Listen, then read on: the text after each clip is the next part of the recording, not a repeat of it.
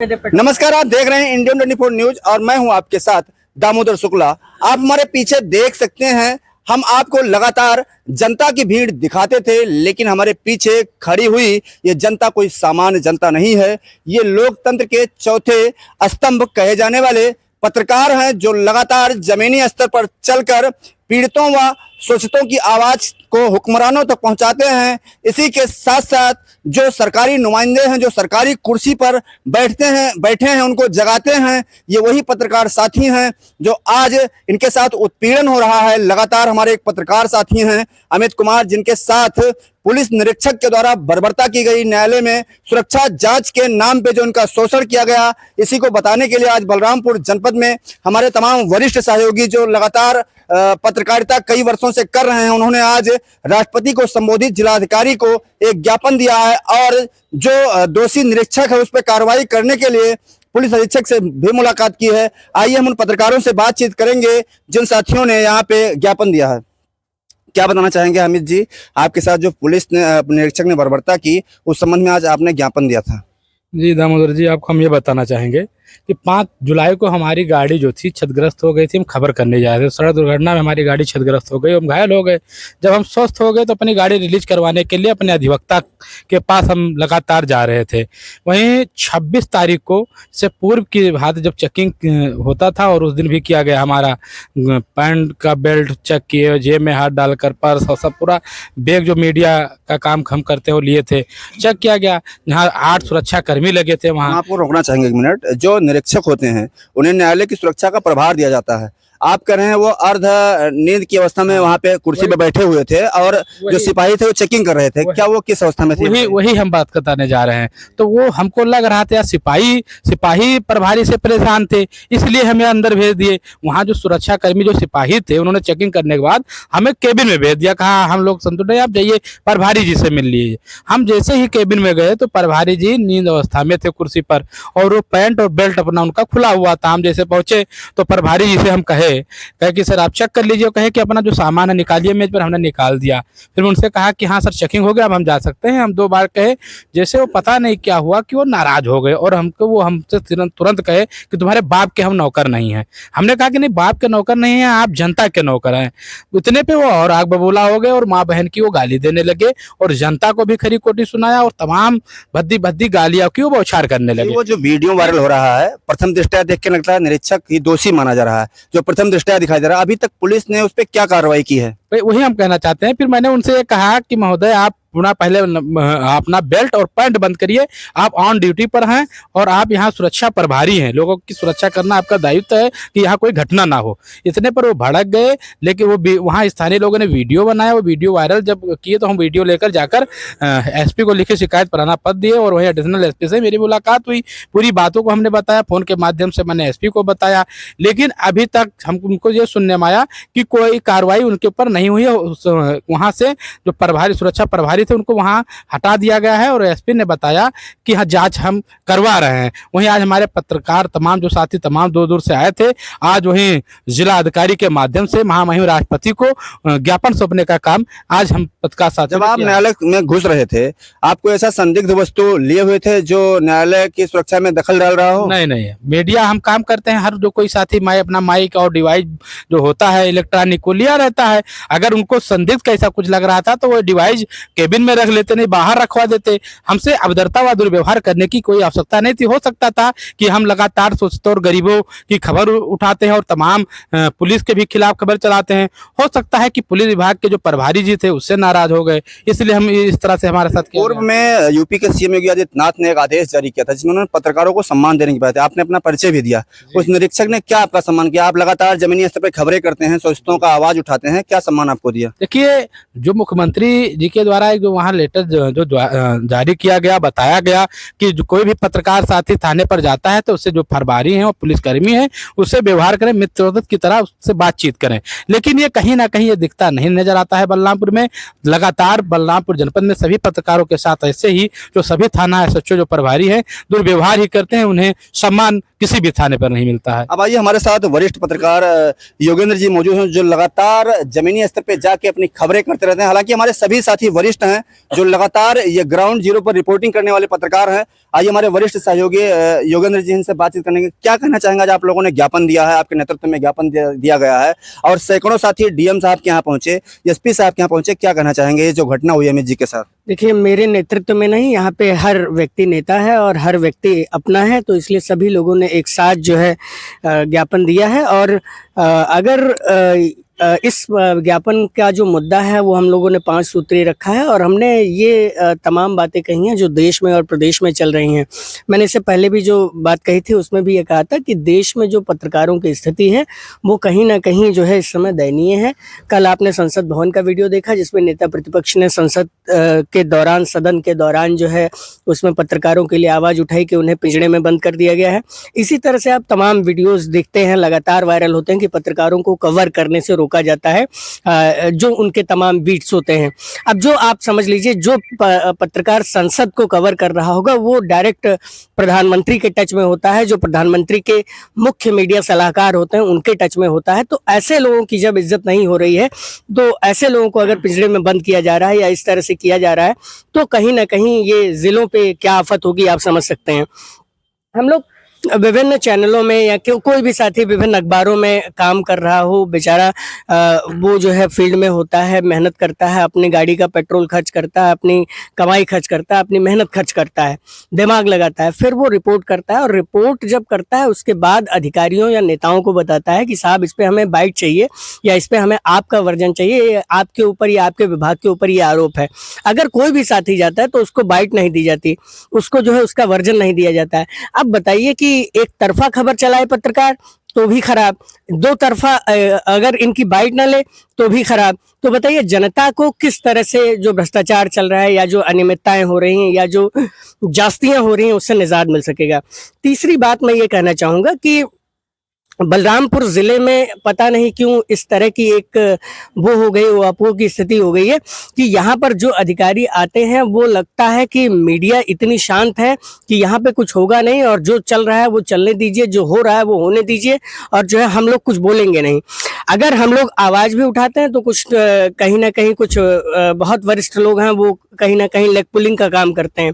तो इन चीज़ों से कहीं ना कहीं जो है अधिकारियों में संदेश चला जाता है कि इनकी आपस में नहीं बैठ रही है, जो जैसा करना चाहो अब तुम वैसा कर सकते हो, जितना घोटाला करना उतना घोटाला करो, जितना अनियमितता करना, जितना दुर्व्यवहार करना वो आप करते रहिए।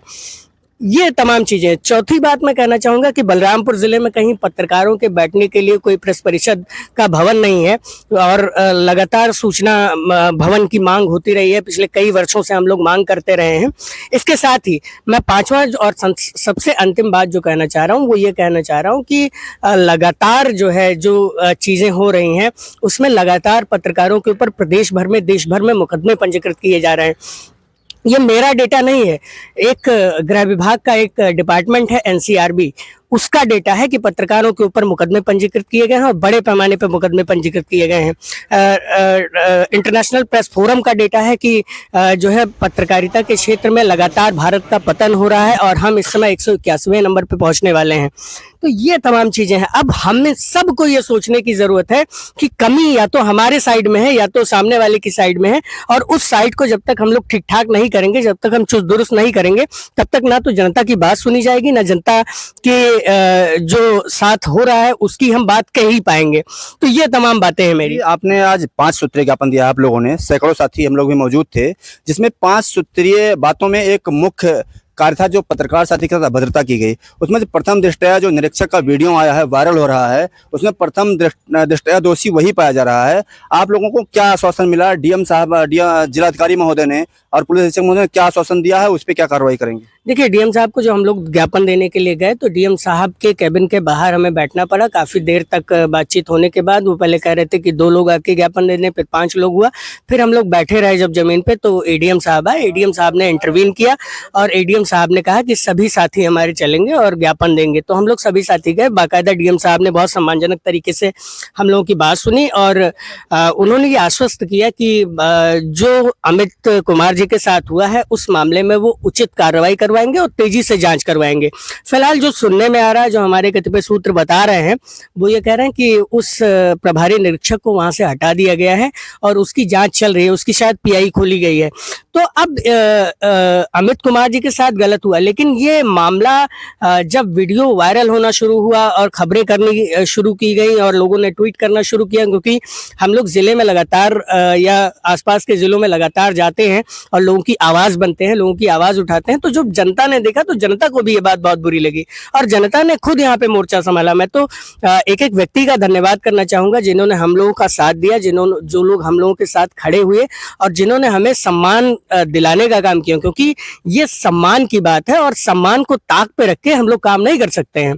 हम लोग भी अगर पत्रकारिता नहीं करेंगे, कोई पंडित जी ने थोड़ी ना कहा है कि पत्रकारिता नहीं करोगे तो खाना नहीं खा पाओगे, पत्रकारिता नहीं करेंगे कल से। हमने तो यहाँ तक कहा कि जब जो है चीजें नहीं हो रही थी और डीएम साहब नहीं निकल रहे थे या मिलने के लिए वो 5 लोगों को कह रहे थे, तो हमने यहाँ तक कहा कि ना हो तो नारियल मंगवा लिया जाए, पूजा की थाल मंगवा ली जाए और आइए लाइए पूजा ही कर लिया जाए। हम लोग आईडी उनके कदमों में रख देते हैं, कलम उनके कदमों में रख दिया जाता है।